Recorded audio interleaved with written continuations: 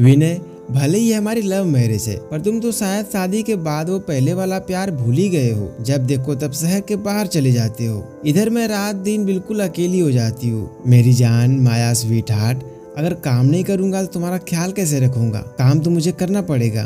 और फिर तुम टेंशन क्यों लेती हो? पापा जी तो घर पे ही होते हैं, तो उनसे थोड़ी बहुत बातें कर लिया करो। कभी भी कोई भी जरूरत हो तो पापा जी को बोल दिया करो। अच्छा मैं चलता हूँ, फ्लाइट का टाइम हो रहा है, 2-3 दिन बाद लौट आऊंगा। विनय बाहर आता है और अपने पिता का पैर छूता है। विनय के जाने के बाद अंजलि अपने कमरे में आ जाती है। अगली रात अंजलि जब सो रही होती है तभी अंजलि के दरवाजे पर खटखट की आवाज आती है। बहू, जरा दरवाजा खोलना तो। मुझे नींद नहीं आ रही है बहू, बेचैनी सी हो रही है। क्या मैं कुछ देर तुम्हारे साथ कमरे में बैठ सकता हूँ? जी, मेरे कमरे में? रहने दो बहू बेटा, मैं बाहर कहीं घूम लेता हूँ। पापा जी आपके लिए कुछ बनाकर लाऊं? दूध, चाय, कुछ चाहिए आपको? चाहिए तो सब कुछ बहू, मैं कब से तड़प रहा हूँ तुमसे बात करने के लिए, तुम्हें छूने के लिए। पापा जी ये क्या बदतमीजी है?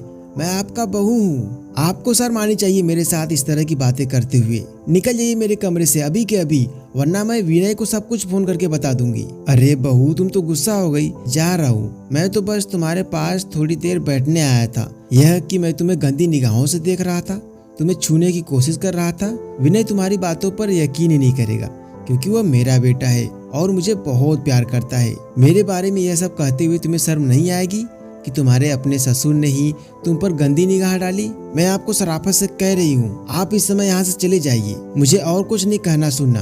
अंजलि का ससुर कमरे से बाहर चला जाता है। अंजलि अपने कमरे में कुंडी लगाकर सो जाती है। वो कुछ कह नहीं सकती थी क्योंकि वह जानती थी कि विनय उसकी बातों पर यकीन ही नहीं करेगा। उस समय वह बहुत घबरा रही थी क्योंकि उसके खुद के ससुर ने उसके साथ बदतमीजी करने की कोशिश की थी। अगली सुबह अंजलि की सहेली सालू का फोन आ गया। अंजलि सालू को सारी बात बता देती है।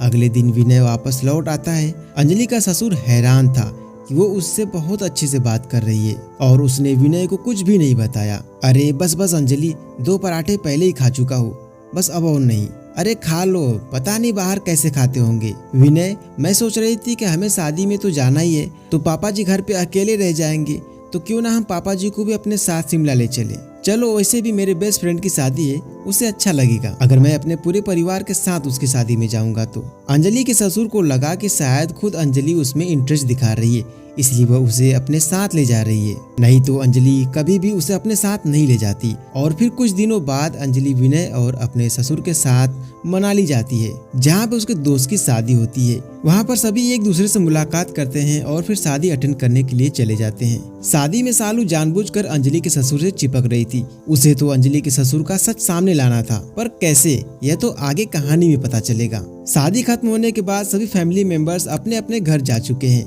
जो कुछ भी लोग बचे होते हैं वह लोग होटल में ही रुक जाते हैं। तभी मौका देखकर सालू अंजलि के ससुर को आंख मारती है और जानबूझकर उसे अपनी ओर आकर्षित करती है। अंजलि का ससुर तो वैसे भी इन सब चीजों में आगे था। सबके सो जाने के बाद वह धीरे से सालू के कमरे के पास जाता है और दरवाजा खटखटाता है। सालू समझ चुकी थी कि यह जरूर अंजलि का ससुर ही है। वह दरवाजा खोलती है। मैं आपका ही इंतजार कर रही थी, आपने तो मुझे बहुत तरसा दिया है, अब बाहर मत खड़े रहो, जल्दी से अंदर आ जाओ, नहीं तो कोई देख लेगा। अंजलि का ससुर अंदर आ जाता है और वह यह नहीं जानता था कि सालू ने दरवाजा पूरी तरह से लॉक नहीं किया है। सालू अंदर आती है और विनोद को बातों में फंसाने लगती है। मैं चाहती हूँ कि मेरी सुहागरात रंगीन हो और आज की रात रंगीन सिर्फ तुम बना सकते हो, मुझे जल्दी से अपनी बाहों में भर लो। मैं नहीं जानता था कि तुम भी मेरे लिए उतना ही तड़प रही हो जितना कि मैं। क्यों ना तड़पूं, तुम हो ही इतने हैंडसम और आकर्षक कि कोई भी लड़की तुम पे फिदा हो जाएगी। मैंने तो तुम्हें एक नजर में देखते ही पसंद कर लिया था, पर अंजलि ने तुम्हें क्यों पसंद नहीं किया? ऐसा कैसे हुआ?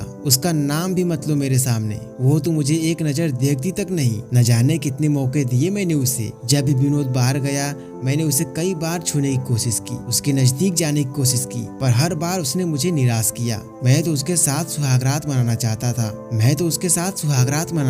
था, वो मुझे हाँ कर देती तो मैं उससे खुश कर देता, पर वो तो मेरे बेवकूफ बेटे के प्यार में खुशी ढूंढ रही है। विनोद नहीं जानता था कि दरवाजे पर विनय अंजलि के साथ खड़ा है, जो उसकी सारी बातें सुन चुका था। उस दिन से विनय अपने पिता के साथ बिल्कुल भी रिश्ता तोड़ देता है और अपने पत्नी अंजलि के साथ दूसरे घर में शिफ्ट हो जाता है। दोस्तों, अगर यह कहानी आपको पसंद आई हो तो इस वीडियो को लाइक करके चैनल को सब्सक्राइब जरूर कर लेना।